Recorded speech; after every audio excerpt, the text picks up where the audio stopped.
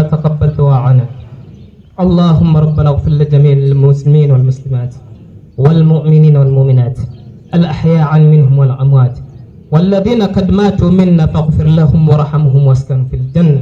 الذين ماتوا بتوحيد اللهم ربنا اغفر لهم ورحمهم واسكنوا في الجنة.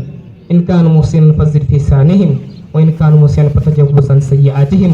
اللهم ربنا لا تحرمنا أجورنا ولا تفتنا بعدهم واغفر لنا ولهم.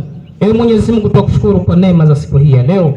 Popote penye tumekosea tunakuomba msamaha, popote penye tumepatiliza ni kwa taufiki yako tunakuomba tuzidishie. Yeyote aliye na mapungufu yake Mwenyezi Mungu msaidie. Yeyote ambaye hana kazi mpe kazi. Yeyote ambaye kwamba na maradhi mponye. Yeyote ambaye kwamba hana mke mpe mke. Yeyote ambaye hana mme mpe mme. Aliye na mke mmoja Rabbi mzidishie mwingine. Aliye na wawili mzidishie watatu. Aliye na watatu mpatie wanne. Aliye nao wanne mzidishie mahaba. Kila yeyote mpatie kila ambacho kwamba anatamani katika maisha yake. Wake ambao kwamba wanaokewenza Mwenyezi Mungu ajalie mapenzi baina yao. Waliokosana Mwenyezi Mungu apatanishe. Walio na udhaifu wa kila namna ya Rabbi wajalie wepesi kwa kila hali. Kila yeyote ambaye kwamba amepotea na msikitini alikuwa haonekani, ya Rabbi mrudishe msikitini.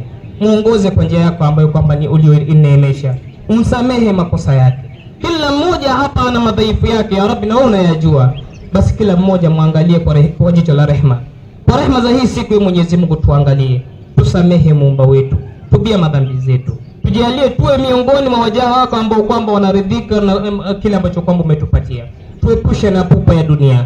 Tuepushe na ufisadi. Tuepushe na madhara ambayo kwamba yanatokana na shetani. Shetani umemfungulia leo, ya Rabbi tunakuomba tuepushe na vitimbi vyake.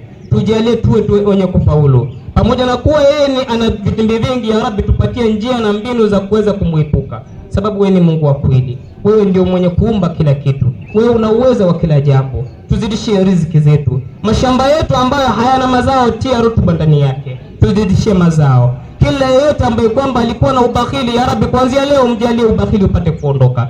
Aliyekuwa na ukarimu mzidishie. Kila yeyote aliyetumia sadaka yake katika mwezi wa Ramadhani kumfuturisha mwingine, ya Rabbi mzidishie.